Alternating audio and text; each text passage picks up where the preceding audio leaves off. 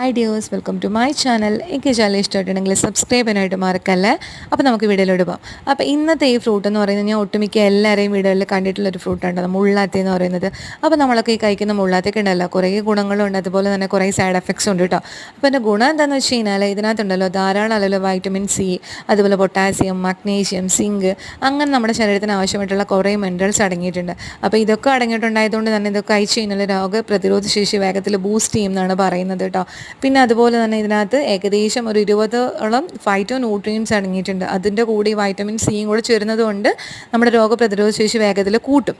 അപ്പോൾ എന്തെങ്കിലുമൊക്കെ പനിയോ അല്ലെങ്കിൽ എന്തെങ്കിലുമൊക്കെ അസുഖങ്ങളോ വന്നിട്ട് ക്ഷീണം പിടിച്ചൊക്കെ ഇരിക്കുന്നവരാണെന്നുണ്ടെങ്കിൽ ഇതിൻ്റെ പഴം കഴിച്ച് കഴിഞ്ഞാൽ വേഗത്തിൽ അവരെ രോഗപ്രതിരോധ ശേഷി വർദ്ധിപ്പിച്ച് അവർക്കൊന്ന് എനർജിയൊക്കെ വെക്കാൻ വേണ്ടി ഹെൽപ്പ് ചെയ്യും എന്നാണ് പറയുന്നത് കേട്ടോ.